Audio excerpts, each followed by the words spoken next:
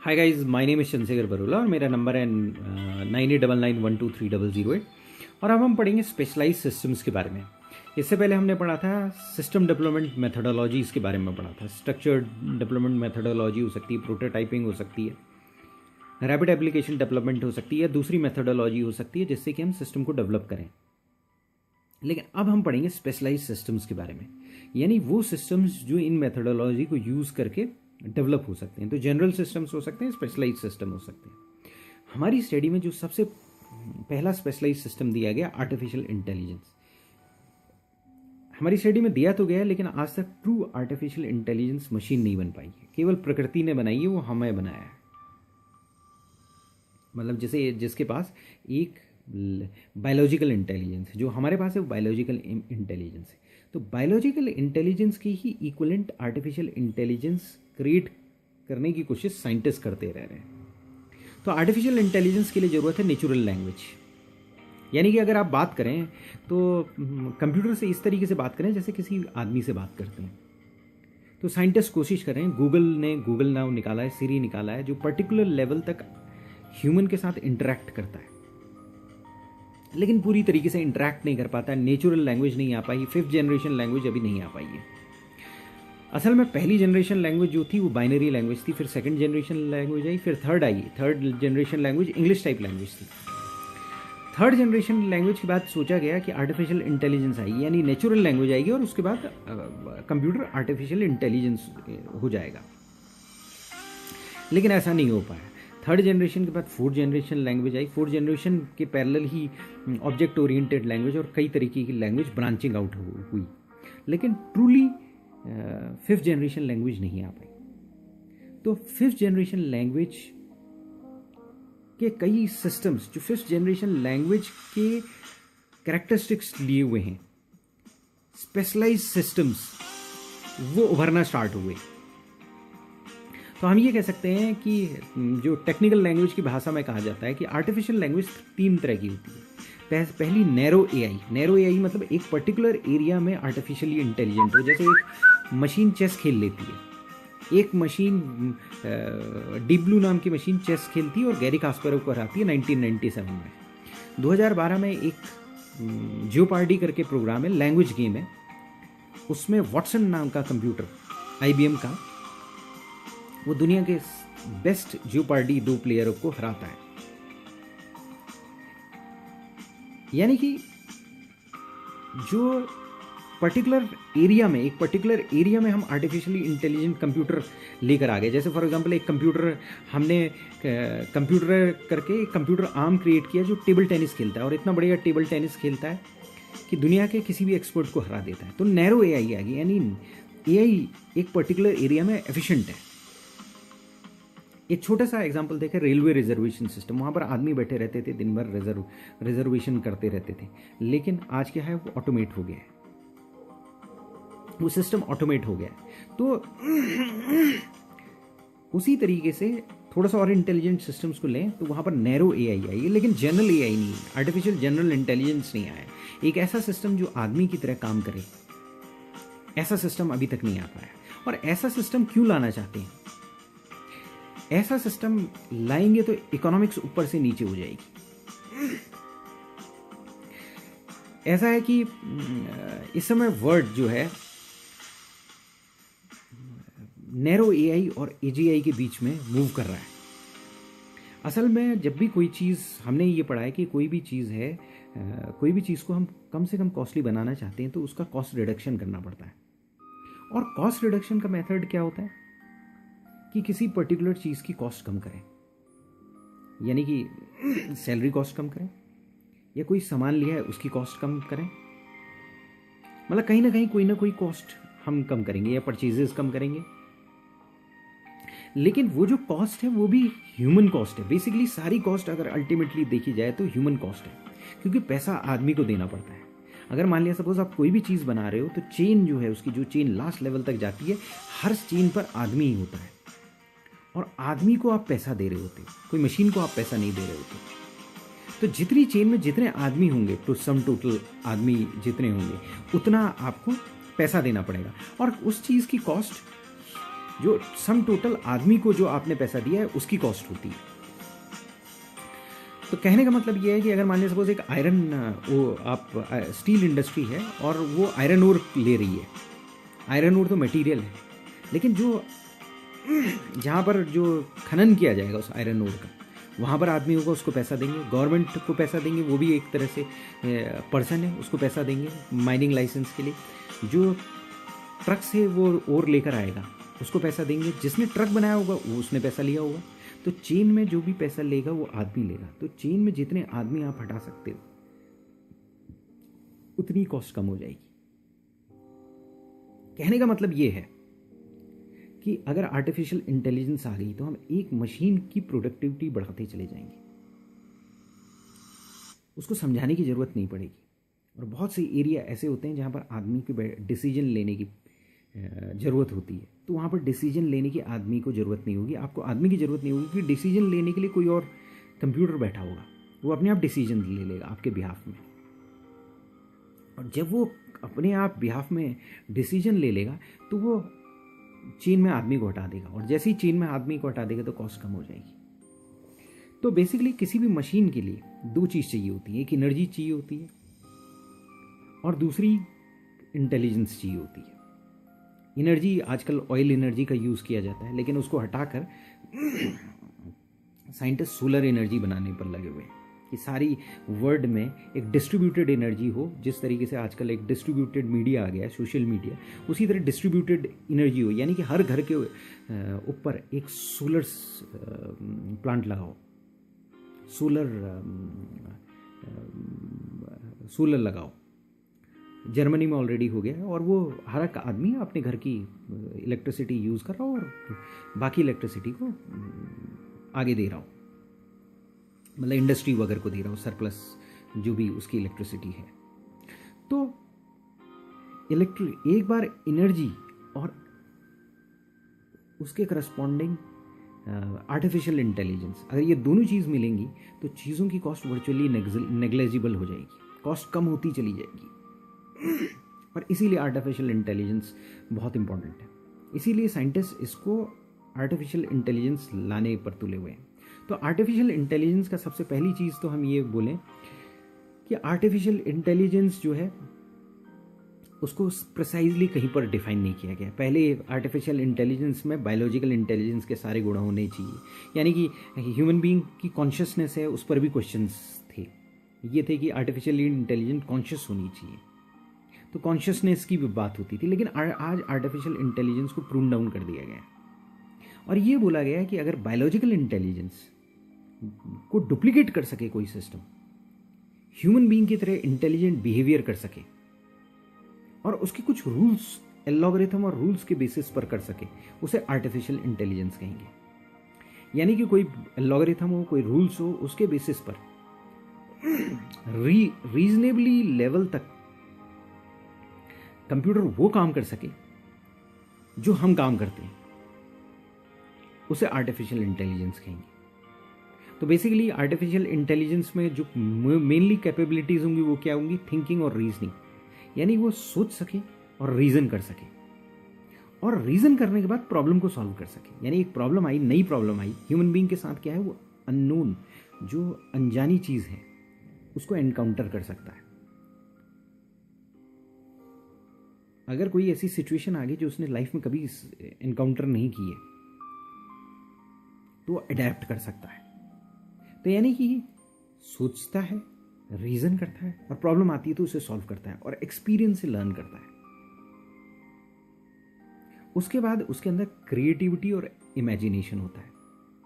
और सबसे बड़ी बात है, इनकम्प्लीट इंफॉर्मेशन, एम्बिगुअस इंफॉर्मेशन को हैंडल कर लेता है। कई बार गलत हैंडल करता है, कई बार सही हैंडल करता है, तो वो हैंडल कर लेता है। तो यानी कि इंटेलिजेंस सिस्टम जो है अपने पास्ट से सीखते हैं, अपने एक्सपीरियंस से सीखते हैं, और फ्यूचर में अगर कोई प्रॉब्लम आ रही है तो या तो पास्ट से सीख कर उसको सॉल्व करने की कोशिश करते हैं, या सोचते हैं और रीजनिंग करते हैं और उससे प्रॉब्लम सॉल्व करते हैं, अगर उनके पास कोई पास्ट एक्सपीरियंस नहीं है तो।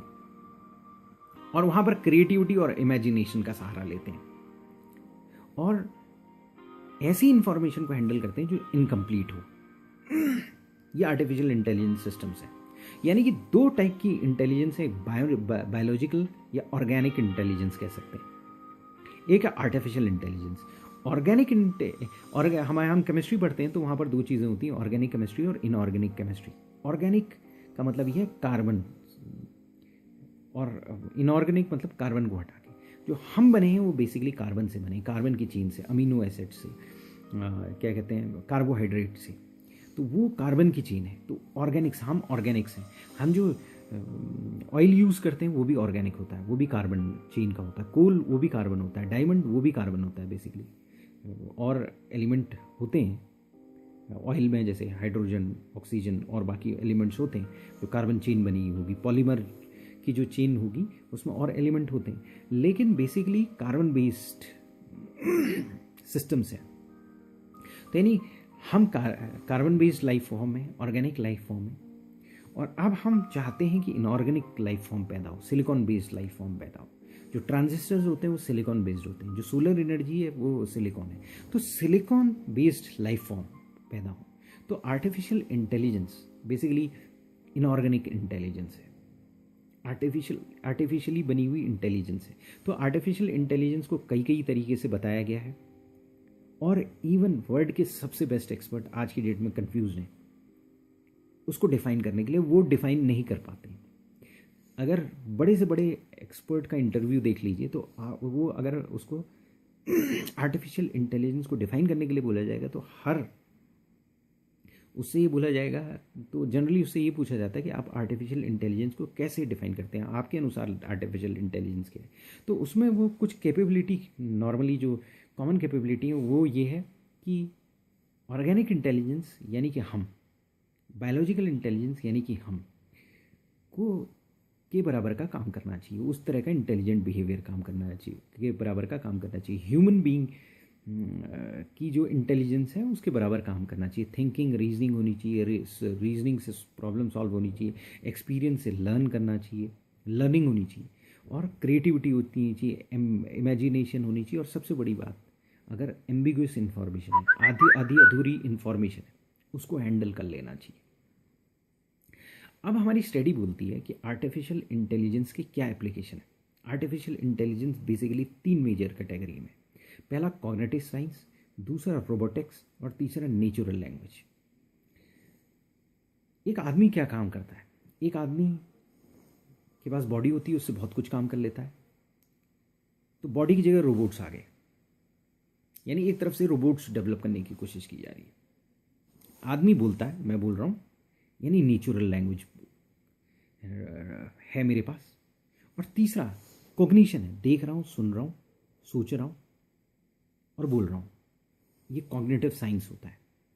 तो यानी आर्टिफिशियल इंटेलिजेंस में अगर ह्यूमन बीइंग के बराबर करेक्टरिस्टिक्स आएगा तो उसके पास 3 चीज होनी चाहिए, यानी रोबोटिक्स, यानी ये शेल होना चाहिए रोबोटिक्स जैसा, जो कि बन चुका है। एसीमो रोबोट्स अगर आप देखें, होंडा के और कई रोबोट्स को देखें, तो हमारे जैसे हैं, चल सकते हैं, ये कर सकते हैं, एक लेवल तक मूव कर सकते हैं। गूगल ने बोस्टन डायनेमिक नाम की एक कंपनी ली है और वो रोबोट्स बना रही है। वो रोबोट्स ऐसे रोबोट्स बना रही है जो हमसे बेटर मोटर मूवमेंट कर सकते हैं। यानी कि अगर आप YouTube में बोस्टन डायनेमिक्स टाइप करें तो वहाँ पर देखेंगे, रोबोट्स देखेंगे कि किस तरह से रोबोट्स भाग रहे हैं, किस तरीके से रोबोट्स मोटर मूवमेंट कर रहे हैं। तो यानी कि ये खांचा, ये रोबोटिक्स का खांचा है। दूसरी बात नेचुरल लैंग्वेज, मैं बोल रहा हूँ वो नेचुरल लैंग्वेज है। तीसरी बात कॉग्निशन, कॉग्निटिव साइंस। कॉग्निटिव मतलब सोचना, देखना। पहले मैं देख रहा हूँ, सोच रहा हूँ, अभी टेस्ट नहीं आया है उतना, वैसे जैसे मैं छूता हूँ तो फील आउट करता हूँ, तो उसकी भी कोशिश की जा रही है। मतलब ऐसे ग्लव्स बनाए जा रहे हैं, उस साइंस, वो एक पर्टिकुलर एरिया होता है कि आपके हाथ में वो ग्लव्स लगा देंगे और ऐसा लगेगा आपको कि आप फील करोगे, वर्चुअल रियलिटी में आप पहुंच गए। आपको ऐसा महसूस करेगा। यानी आप अगर वो इस तरीके का चीज़ बनाने जाने की कोशिश कर रहे हैं कि अगर मान लिया सपोज आपको बाजार जाने की ज़रूरत नहीं है, अगर आपने कोई कपड़ा खरीदना है और उसको देखना है तो यहाँ पर आपने कैमरा लगाया, ऑक्यूलस रिफ्ट वगैरह ऑक्यूलस रिफ्ट वगैरह वो एक डिवाइस दे रही है कंपनी। तो आपने कैमरा लगाया और हाथ में आपने दस्ताने पहने और छू कर आपको महसूस करने लगेंगे कि वो टेक्सचर है कि नहीं है। तो छूना, टेस्ट करना, देखना, सुनना, बोलना, ये ह्यूमन बीइंग काम करता है, और सोचना। तो आर्टिफिशियल इंटेलिजेंस को डिवाइड कर दिया गया क्योंकि हम आर्टिफिशियल इंटेलिजेंस की तरफ नहीं बढ़ पा रहे हैं। तो हम आर्टिफिशियल इंटेलिजेंस को डिवाइड कर दिया है और धीरे धीरे उसकी तरफ बढ़ने की कोशिश कर रहे हैं। हम एक ऐसी मशीन्स बनाने की कोशिश कर रहे हैं जो देख सकें, यानी कि आज की डेट में हर जगह कैमरेज आपने देखा होगा, या आम आदमी पार्टी ने बोला हर जगह कैमरे लगा देंगे। आज की डेट में ऐसे कैमरेज हैं जो कि इंटेलिजेंट कैमरेज हैं कि वो कैमरेज दिखते रहेंगे, ऑपरेटर को बैठने की ज़रूरत नहीं। अगर कहीं पर ब्लास्ट हो गया तो ऑपरेटर को बता देंगे, कोई भी अबनॉर्मल सिचुएशन हो गई तो ऑपरेटर को बता देंगे। इवन ये कोशिश की जा रही है कि अगर मुझे ट्रैक करना है और मैं एक कैमरे से दूसरे कैमरे से तीसरे कैमरे में जा रहा हूँ, अगर मैं सीरीज ऑफ कैमरे में जा रहा हूँ, तो कैमरा ऑटोमेटिकली मुझे ढूंढता रहेगा कि मैं अब कहाँ हूँ, अब उसके बाद कहाँ गया, उसके बाद कहाँ गया। Facial recognition technology. तो बेसिकली कॉग्निशन पर हम डेवलप कर रहे हैं, आगे बढ़ रहे हैं। बहुत सारे सिस्टम्स हैं, जैसे वॉइस रिकॉग्निशन सिस्टम है, आवाज़ सुनते हैं।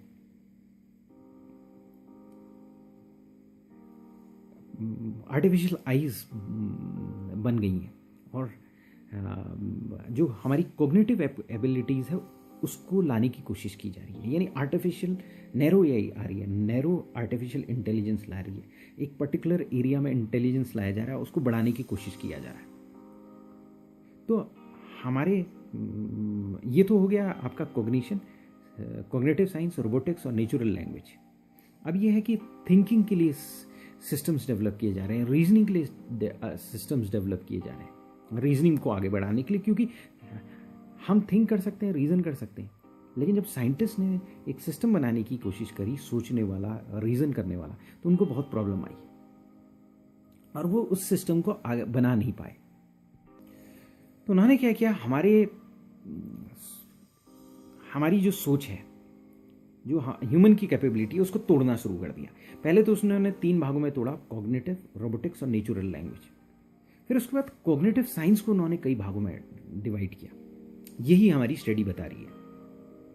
तो बेसिकली जो आर्टिफिशियल इंटेलिजेंस के एप्लीकेशंस हैं उन्हें 3 मेजर कैटेगरी में डिवाइड किया जाएगा, कॉग्निटिव साइंसेज, रोबोटिक्स और नेचुरल लैंग्वेजेस, और इनको भी फिर डिवाइड कर दिया जाएगा।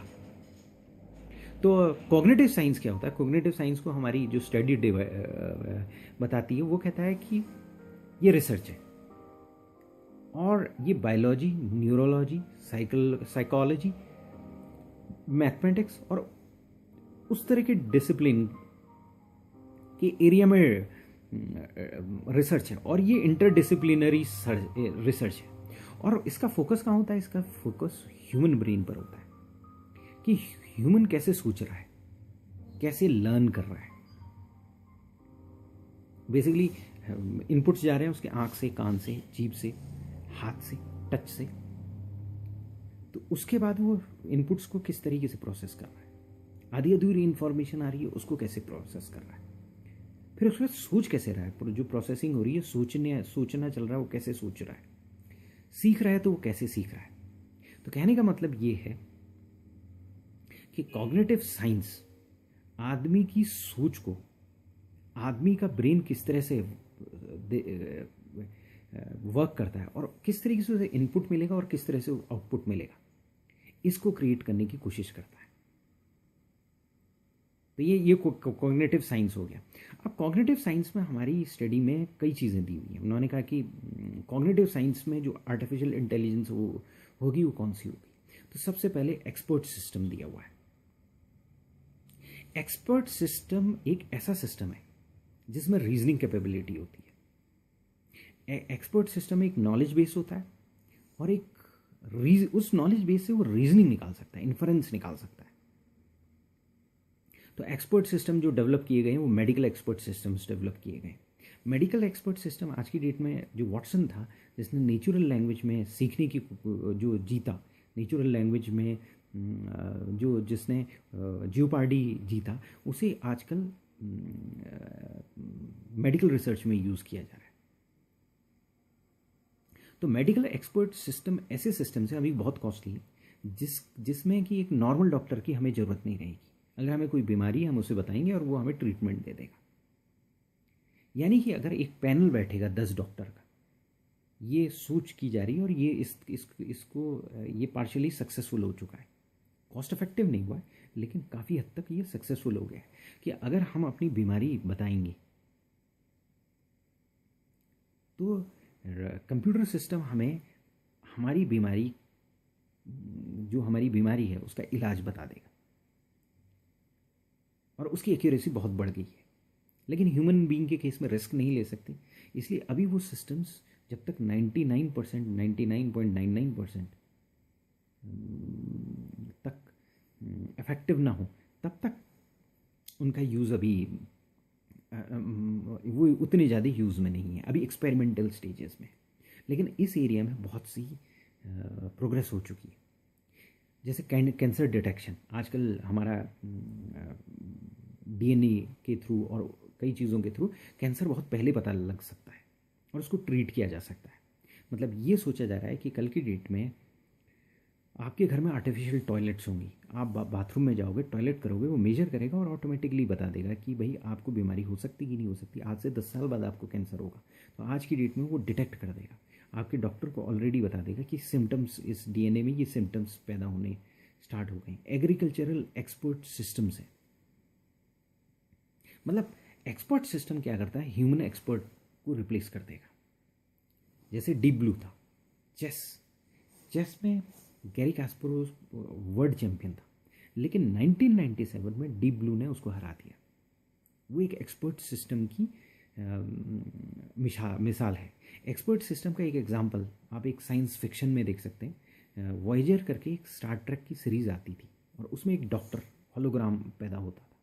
जब भी आप वहाँ मेडिकल उसमें जाते थे, बे में जाते थे, उस शिप के मेडिकल बे में जाते, उस स्पेस शिप के मेडिकल बे में जाते थे, तो वहाँ पर एक डॉक्टर पैदा हो जाता था, होलोग्राम पैदा हो जाता था और वो आपको ट्रीट करना स्टार्ट कर देता था।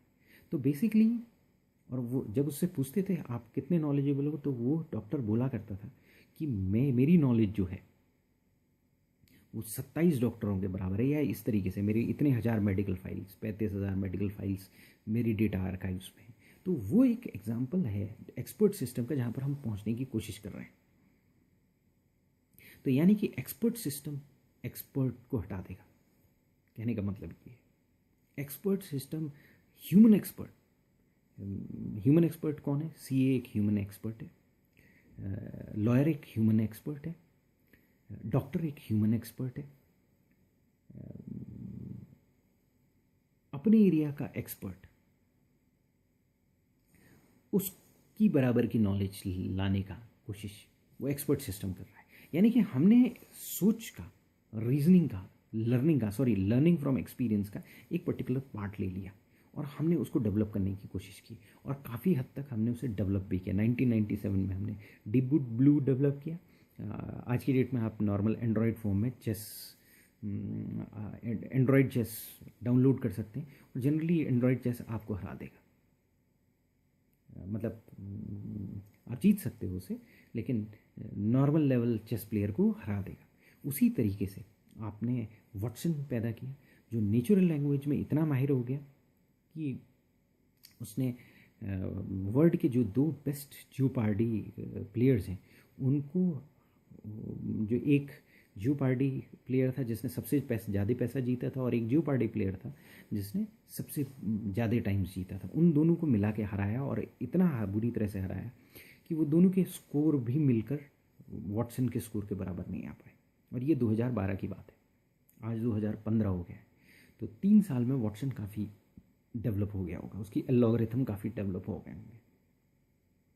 तो ये बेसिकली एक्सपर्ट सिस्टम है। एक्सपर्ट सिस्टम एक पर्टिकुलर एरिया में एक्सपर्टीज़ देते हैं, वहाँ पर जो आदमी है, एक्सपर्ट है, उसकी ज़रूरत नहीं रह जाएगी एक्सपर्ट सिस्टम आने के बाद। यानी कि वो एक्सपर्ट होगा, वो थकेगा नहीं, उसका डायग्नोस जब भी आप चाहो वो डायग्नोस करेगा, जब भी चाहो आपको सॉल्यूशंस देगा, और उसके अंदर 40-40, 50-50, 100-100 ह्यूमन बीइंग की नॉलेज होगी, और उस नॉलेज को के अनुसार वो आपको सॉल्यूशंस देगा। तो कॉग्निटिव साइंस में पहला जो चीज़ है वो एक्सपर्ट सिस्टम है जो हमारी स्टडी ने दिया हुआ है। अब जो हमने वॉटसन और डीप ब्लू का एग्जाम्पल दिया, वो एक्सपर्ट सिस्टम ही नहीं था, उसमें कई और कैपेबिलिटीज़ भी थी। यानी एक्सपर्ट सिस्टम को अगर एक टिपिकल एक्सपर्ट सिस्टम हो तो उसमें वो अपने एरिया का एक्सपर्ट होगा, उसमें लर्निंग कैपेबिलिटी हो सकती है और नहीं भी हो सकती है। लर्निंग कैपेबिलिटी यानी कि अगर मान लिया सपोज कोई नई डिजीज़ आ गई तो उस डिजीज़ को हो सकता है वो लर्निंग कैपेबिलिटी है तो उसको देखने की कोशिश करेगा कि डिजीज़ का वायरस क्या है, कि ये क्या है, सारी चीज़ें देखने की कोशिश करेगा, वो सिस्टम एनालाइज करने की कोशिश करेगा। लेकिन लर्निंग कैपेसिटी नहीं भी हो सकती है। एक्सपर्ट सिस्टम है, आज का डेट तक का उसका डेटाबेस अपडेटेड है, जब जैसे जैसे आप डेटाबेस अपडेट कर रहे हो वैसे वैसे आपको सॉल्यूशंस देता जा रहा है। तो यानी कि एक्सपर्ट सिस्टम लर्निंग सिस्टम हो सकता है, नॉन लर्निंग सिस्टम हो सकता है। लेकिन वॉटसन का जो मैंने एग्जांपल दिया या डीप ब्लू के एग्जांपल दिया वो लर्निंग सिस्टम भी है। अब ह्यूमन बीइंग क्या करता है, लर्न करता है, सीखता है, अपने बिहेवियर को मॉडिफाई करता है, अडेप्ट करता है, और जैसे जैसे इंफॉर्मेशन आती जाती है वैसे वैसे उसका बिहेवियर मॉडिफाई करता जाता है, और लेवल्स उसका ऑपरेटिंग प्रोसीजर्स चेंज होते जाते हैं। इन्हें लर्निंग सिस्टम्स कहते रहते हैं। तो यानी कि लर्निंग सिस्टम्स वो सिस्टम होंगे जो अपने बिहेवियर को मॉडिफाई करते हैं, जैसे जैसे उनको इन्फॉर्मेशन मिलती जाएगी वो बिहेवियर को मॉडिफाई करते जाएंगे। तो चेस वॉटसन एक एग्जांपल है और डीप ब्लू एक एग्जांपल है। चेस के प्रोग्राम्स एक एग्जांपल, जैसे जैसे वो खेलते चले जाते हैं, मूव्स करते जाएंगे आपसे। कई चेस के सिस्टम्स ऐसे कि आप उनसे खेलते जाओगे, धीरे धीरे धीरे धीरे अगर आपने एक दो बार हरा दिया तो वो स्ट्रेटेजी वो रिकॉर्ड कर लेते हैं, और उसके बाद अगली बार आप खेलोगे तो वो उनके डेटाबेस में रहती है, उसके बाद वो नहीं हारते।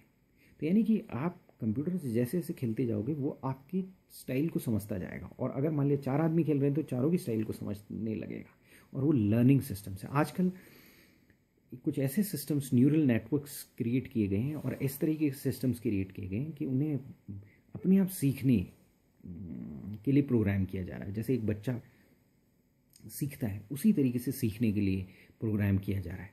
तो वो सिस्टम जो लर्न करेंगे वो लर्निंग सिस्टम्स है, और ह्यूमन आर्टिफिशियल इंटेलिजेंस का एक करेक्टरिस्टिक्स है लर्निंग सिस्टम्स। उसके बाद आता है फजी लॉजिक। अब फजी लॉजिक क्या है? एक तो लॉजिक है, एक फजी लॉजिक है। लॉजिक है तर्क, तर्क लॉजिकल होता है, कंक्लूजन प्योरली डिराइव होते हैं। अगर ये होगा तो एक्स होगा तो वाई होगा, तो थ्योरम्स हैं वो डिराइव होती है, तो वो लॉजिकल होती है। लेकिन थ्योरम ये नहीं कहती है, अनसर्टेनिटी नहीं होती जनरली थ्योरम में। अगर आप बचपन में अगर आप कोई थ्योरम को प्रूव कर रहे थे, मैथमेटिकल थ्योरम को प्रूव कर रहे, right hand side is equal to left hand side, तो एग्जैक्ट आंसर दोनों का यस आना चाहिए था। तो होता है लॉजिक। लॉजिक कहता है ये हुआ तो ये हुआ, ये हुआ तो ये हुआ।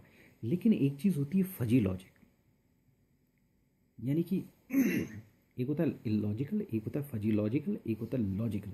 लॉजिकल प्रिसाइज है। फजी लॉजिक क्या है? एक आपके पास सिस्टम है, जैसे एसी है, एसी फजी लॉजिक पे काम करता है। वो कहता है कि जी टेम्परेचर अगर मान लिया सपोज, मतलब जो आपका मालूम पड़ा एक कमरा है, अब आप सपोज एक ऐसी जगह रहते हो जहाँ पर टेम्परेचर कई बार -10 डिग्री चले जाता है और कई बार 50 डिग्री चले जाता है। टेम्परेचर वेरी करता है, या आप चांद की सतह में चले गए या कहीं पर चले गए, तो आपने एक फजी लॉजिक लगा दिया। आपने कहा कि जी अगर मान लिया टेम्परेचर जो है वो 22 डिग्री से नीचे गया तो आप हीटिंग ऑन कर देना। मतलब टेम्परेचर 22 डिग्री से अगर नीचे गया, या 20 डिग्री से या 18 डिग्री से नीचे गया, तो आप हीटिंग ऑन कर देना। और टेम्परेचर 30 डिग्री से ऊपर गया तो कूलिंग ऑन कर देना। या आपने बोला, अगर आपका एसी है, आपने बोला कि टेम्परेचर जब भी 25 डिग्री से ऊपर जाएगा तो आप एसी ऑन हो जाएगा, और 25 डिग्री से नीचे आने पर एसी ऑफ रहेगा। तो ये फजी लॉजिक है। फजी लॉजिक जो है अनस्ट्रक्चर्ड प्रॉब्लम को सॉल्व करने में हेल्प करता है। फजी लॉजिक जो है ऐसे डेटा को प्रोसेस करता है जो एम्बिगुअस है और इनकम्प्लीट है। फजी लॉजिक वॉशिंग मशीन्स में यूज़ किया जाता है। जब पहले पहले वॉशिंग मशीन्स आई, जो नई 1992 आसपास वॉशिंग मशीन आई, तो उसमें ये बोला जाता था इसमें फजी लॉजिक है। फजी लॉजिक से वही देख लेती थी कि कपड़ा कितना गंदा है, भारी कपड़ा है, हल्का कपड़ा है, तो उसको ज़्यादा देर तक साफ़ करना है कि कम करना है, कितना पानी लेना है, कितना सर्फ लेना है। तो ये सारी चीज़ें फजी लॉजिक डिटरमाइन करता है। फजी लॉजिक लॉजिक होता है लेकिन फजी होता है, यानी एम्बिगुअस होता है, इनकम्प्लीट होता है। तो अनस्ट्रक्चर्ड प्रॉब्लम को सॉल्व करने में हेल्प करता है। फजी लॉजिक एक तरीका है कि ह्यूमन बीइंग के करीब आने का। ह्यूमन बीइंग अनस्ट्रक्चर्ड प्रॉब्लम से बहुत इनकम्प्लीट इंफॉर्मेशन से डील करता है, अननोन से डील करता है कई बार। आप फजी लॉजिक में अगर हायर लेवल में जाओगे तो फजी लॉजिक जैसे आपके गूगल नाउ है और आपके सिरी जैसे सॉफ्टवेयर्स हैं, उसमें फजी लॉजिक क्या होता है कि अगर मान लिया सपोज आपने कुछ कहा, टर्मिनोलॉजी कही, तो वो उस टर्मिनोलॉजी को पकड़ लेता है, वो समझ लेता है कि इसके आसपास है। अगर मान लिया सपोज आपने एप्पल लिखा, APPL आपने लिखा, मालूम पड़ा स्कैनिंग सिस्टम्स हैं, उसमें APPLE की जगह A लिख दिया, तो वो लेगा और फिर वो देखेगा कि भाई APPL तक तो ठीक है, एप्पल जैसा ही है, लेकिन इसकी जगह E आ गया, E की जगह A आ गया, तो एप्पल नहीं बनाई, APPLE एप्पल होता है, APPLA हो गया। अब उसको समझ में नहीं आ रहा कंप्यूटर को कि क्या है, तो वो क्या करता है, थ्रेशोल्ड कम कर देता है, अपनी ई की थ्रेशोल्ड कम कर देता है। वो कहता है ये तो इतने तो मीट कर रहे हैं, ये शायद ई ही होगा, कन्फ्यूजन हो रहा है, तो इसको ई मान के आगे चलते हैं, एप्पल मान लेते हैं हम इसे। तो ये फजी लॉजिक है, ये इम्प्रेसाइज टर्मिनोलॉजी को हैंडल करने के लिए बना होता है। मतलब ह्यूमन बीइंग जैसे आपस में बात करते हैं, आधी बात करके आदमी कभी कभी छोड़ देता है। जब लड़ाई होती है, पर्टिकुलर गुस्सा होता है, तो आदमी आधी बात करता है, फिर अचानक चुप हो जाता है, सोचता है कि यार क्यों लड़ाई आगे बढ़ाऊँ, लेकिन अगला आदमी समझ जाता है, या कई बार क्या होता है, खुश होता है या व्यंग्य करता है, तो आधी बात करके आदमी पीछे हो जाता है। तो इम्प्रेसाइज टर्मिनोलॉजी हैंडल करना की तरफ बढ़ना, फजी लॉजिक उस तरफ बढ़ रहा है। यानी कि ऑटो फोकस कैमरे में तो फजी लॉजिक पहुंच चुका है, एनर्जी एफिशिएंट एयर कंडीशनर में पहुंच चुका है, और भी आगे की तरफ बढ़ रहा है। अभी वो बहुत पूरी तरीके से फजी लॉजिक के पिनाकल में नहीं पहुंचा है, यानी कि जो फजी लॉजिक का जो पर्वत है उसको आधा ही चढ़ा है, पूरे पर्वत के टॉप तक नहीं पहुंचा है जैसे ह्यूमन बीइंग पहुंचा है। इसी तरह से लर्निंग सिस्टम है, वो पिनाकल तक नहीं पहुंचे। एक्सपर्ट सिस्टम है, वो टॉप तक नहीं पहुंचे, कई पहुंच गए चेस के एरिया में, कई के एरिया में पहुंच गए। तो बेसिकली कॉग्निटिव साइंस में expert systems, learning systems, fuzzy logic ये होंगे। इसके अलावा एक है जो हमारी स्टडी ने दिया है, वो न्यूरल नेटवर्क्स दिया हुआ है। न्यूरल नेटवर्क्स ब्रेन के अनुसार काम करते हैं। यानी कि हमने ये पढ़ा कि जो पहले सेशन में पढ़ा कि जो सेमीकंडक्टर्स होते हैं, जो ट्रांजिस्टर्स होते हैं, जो चिप होती है, जो i5 i7 जो CPU होता है, उसमें ट्रांजिस्टर्स होते हैं, वो ऑन या ऑफ स्टेज में रहते हैं। लेकिन हमारा ब्रेन जो ये कंप्यूटर है वो डिफरेंट तरीके से काम करता है। यहाँ पर ब्रेन न्यूरॉन्स होते हैं और ब्रेन न्यूरॉन्स कनेक्शंस बनाते रहते हैं आपस में, और जैसे जैसे इंफॉर्मेशन चेंज होती है, जैसे जैसे पैटर्न चेंज होता है, जैसे जैसे इंफॉर्मेशन बढ़ती जाती है या एक्सपीरियंस होता रहता है, वैसे वैसे वो ब्रेन न्यूरॉन्स चेंज होते रहते हैं। तो बायोलॉजिकल कनेक्शंस ब्रेन के अंदर चेंज होते रहते हैं और वही हमारी मेमोरी एक्सपीरियंस बनते रहते हैं। तो एक मैश नेटवर्क क्रिएट करते हैं, मतलब प्रिसाइज नेटवर्क नहीं है, कोई न्यूरॉन कहाँ से कहाँ जा रहा है, किधर जा रहा है, वो एक प्रिसाइज नेटवर्क नहीं है जैसे CPU में होता है। प्रिसाइजली आपके ट्रांजिस्टर्स लगे होते हैं, ट्रांजिस्टर ऑफ स्टेज में होता है, ऑन स्टेज में होता है। ब्रेन न्यूरॉन्स डिफरेंट तरीके से काम करते हैं। ब्रेन न्यूरॉन्स जो हैं, जो भी सिस्टम ब्रेन न्यूरॉन्स या ब्रेन सिस्टम्स में मॉडल किया जाता है उसे न्यूरल नेटवर्क कहा जाता है। और यहाँ पर क्या होता है, इंटरकनेक्टिंग प्रोसेसिंग एलिमेंट होते हैं, एक मैश नेटवर्क में बना होता है। एक चीज़ मालूम पड़ा 4 जगह से कनेक्ट हो रही है, और जैसे जैसे आप डेटा इनपुट करते जाते हो वैसे वैसे उनके कनेक्शन चेंज होते रहते हैं, पैटर्न रिफाइन होते जाते हैं। तो कई जगह पर न्यूरल नेटवर्क्स का यूज़ किया जा रहा है, जैसे for example credit risk determination में neural network analysis, neural network systems का यूज़ किया जा रहा है कि अगर क्रेडिट रिस्क एनालिसिस, बंदे की सैलरी क्या है, अच्छी एप्लीकेशन है कि नहीं है, बुरी, ये बंदे को लोन देना है कि नहीं देना है, तो इसके लिए क्रेडिट रिस्क डिटर्मिनेशन किया जाता है और ये न्यूरल नेटवर्क सिस्टम अच्छी तरीके से कर लेते हैं। तो ये देख लेते हैं कि डिफ़ॉल्टिंग कस्टमर कौन हो सकता है, वो यूज़र के पैटर्न को देख सकते हैं और ये देख सकते हैं क्रेडिट वर्थीनेस क्या है, डिफ़ॉल्टर्स क्या है। और ये सिस्टम क्या होता है कि जैसे जैसे इन्फॉर्मेशन आती जाती है कि भाई ये बंदे हैं, इस टाइप के बंदे डिफ़ॉल्ट करते रहते हैं, उस तरीके से सिस्टम भी चेंज होता जाता है। वो एक नेटवर्क बनाता है, मतलब वो वहाँ पर इन्फॉर्मेशन जो है रिफाइन होती चली जाती है। तो मालूम पड़ा अचानक गवर्नमेंट ने सैलरी कम कर दी, या सपोज इन्फ्लेशन बढ़ गया, तो लोगों के हाथ में पैसा कम आने लगा। तो पहले क्या हुआ मालूम पड़ा, एक पर्टिकुलर लेवल के थ्रेशोल्ड वाले बंदे डिफ़ॉल्ट नहीं करते थे, अब वो बंदे डिफ़ॉल्ट करने लगे क्योंकि उनके हाथ में कम पैसा आ गया। तो एक पैटर्न, एक पर्टिकुलर पीरियड के बाद वो डिफ़ॉल्ट करना बढ़ गया उनका। तो न्यूरल नेटवर्क्स जो हैं वो इस चीज़ को जानने में हेल्प कर लेते हैं। इसके बाद होता है जेनेटिक लॉगरिथम। जेनेटिक लॉगरिथम जो होते हैं वो इवोल्यूशनरी प्रोसेस को सिमुलेट करते हैं और बेटर सॉल्यूशंस देने की कोशिश करते हैं। और पर्टिकुलरली ऐसी प्रॉब्लम जिसमें थाउजेंड्स ऑफ सॉल्यूशन अवेलेबल होते हैं और उसके बाद वो ऑप्टिमल सॉल्यूशन में आते हैं। तो जेनेटिक लॉगरिथम इस तरह से काम करता है कि जैसे आपके एंड्स हैं, चींटी होती है या टर्माइट्स होते हैं, ये फूड कैसे कलेक्ट करेंगे,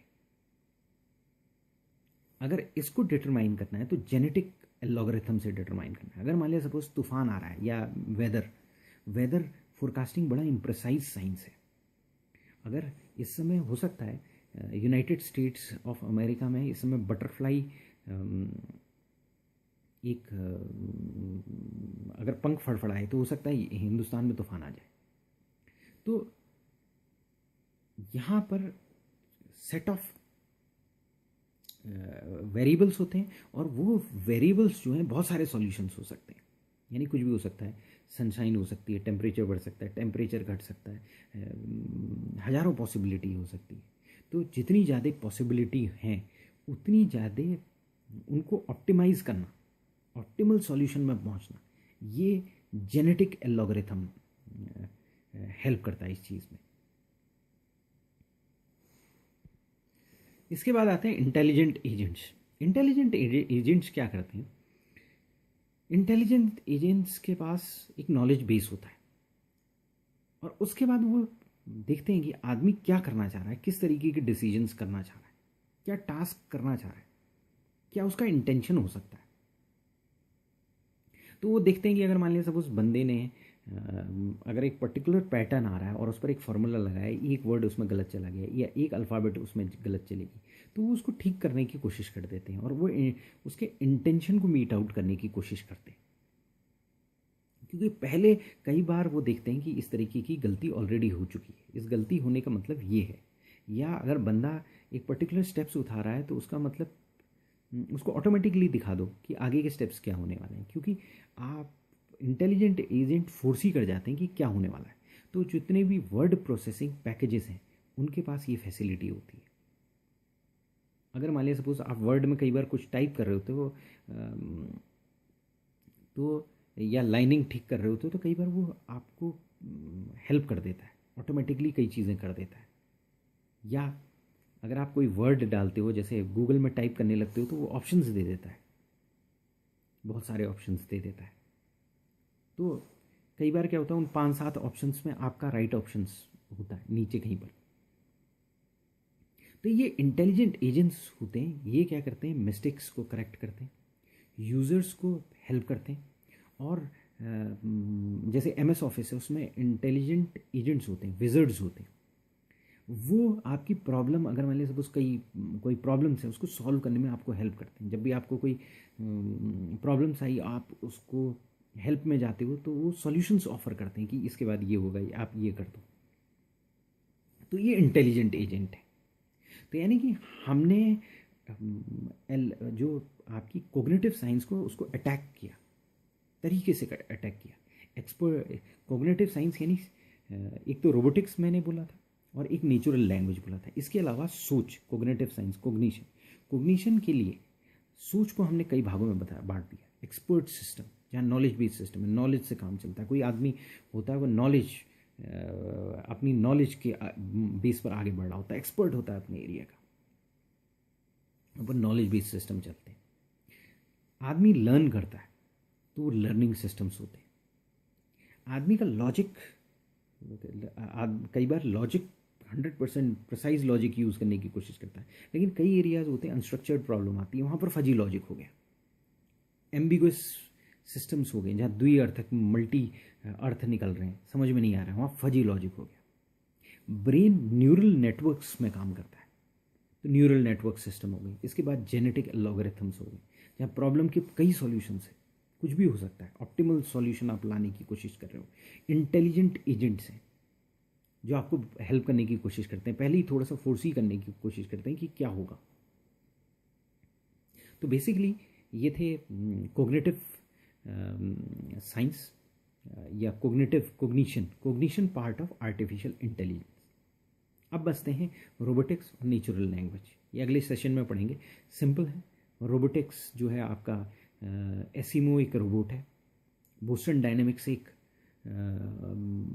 कंपनी है जो रोबोट्स पैदा करने की कोशिश कर रहा है, और ऐसे रोबोट्स पैदा करने की कोशिश कर रहा है कि कल की डेट में लड़ाई में आदमी नहीं होगा।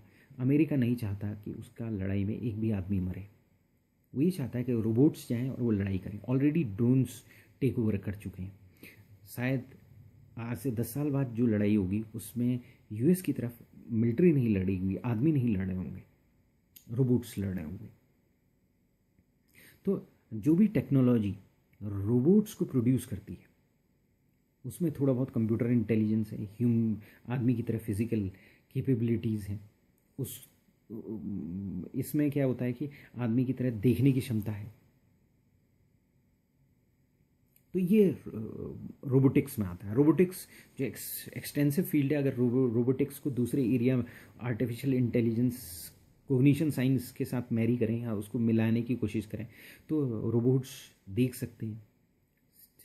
वो ऐसे रोबोट्स डेवलप करने की कोशिश कर रहे हैं जो महसूस कर सकते हैं, टच कर सकते हैं, मूव कर सकते हैं। लेकिन रोबोट्स आज की डेट में बहुत एक्सपेंसिव है, कॉस्ट कम होती जा रही। कई कंट्रीज़ में रोबोट्स यूज़ किए जा रहे हैं, जैसे जापान में एक होटल में किए जा रहे हैं, और उनका यूज़ बढ़ता जा रहा है। लेकिन रोबोट्स आज भी कॉस्टली हैं। जैसे फॉर एग्जांपल आप न्यूक्लियर पावर प्लांट्स में रोबोट्स को यूज़ कर सकते हैं, हैजार्डस जगह में रोबोट्स को यूज़ कर सकते हैं। तो जो टेक्नोलॉजी रोबोट्स को प्रोड्यूस करेगी और उसमें एक पर्टिकुलर लेवल ऑफ इंटेलिजेंस डालेगी, रोबोट्स होगा। क्योंकि अगर आर्टिफिशियल इंटेलिजेंस को आपको आगे बढ़ाना है तो दूसरे एरिया होंगे उसमें कुछ ना कुछ, लेकिन रोबोट बेसिकली क्या है, फिजिकल स्ट्रेंथ का, ह्यूमन फिजिकल स्ट्रेंथ का सब्स्टिट्यूट है। जहाँ आप आदमी को नहीं डालना चाहेंगे, जहाँ पर प्रॉब्लम्स हैं, जहाँ पर हो सकता है हैजार्डियस प्लेस है, जहाँ न्यूक्लियर एनर्जी है, या जहाँ वॉर हो रहा है, जहाँ पर आदमी को नुकसान हो सकता है, वहाँ आप रोबोट्स भेज दीजिए। सामान बहुत भारी है, उतना ह्यूमन श्रम यूज नहीं किया जा सकता, वहाँ रोबोट्स का यूज़ कर लीजिए। तो रोबोटिक्स काफ़ी तेज़ी से बढ़ रही है। एसिमो एक रोबोट है जो होंडा कंपनी ने निकाला, और वो रोबोट्स जो फुजिकामा प्लांट है जापान का, वहाँ जो न्यूक्लियर डिज़ास्टर हुआ वहाँ भी गया और उसमें भी यूज़ किया गया। बोस्टन डायनेमिक्स, गूगल की ने बोस्टन डायनेमिक्स खरीदी, और बोस्टन डायनेमिक्स ऐसे रोबोट्स बना रही है जो चल सकते हैं, सामान ले जा सकते हैं। तो रोबोटिक्स में काफ़ी एडवांसेस हो रहे हैं। इसके बाद है नेचुरल लैंग्वेज। जो अगले सेशन में पढ़ेंगे। थैंक्स।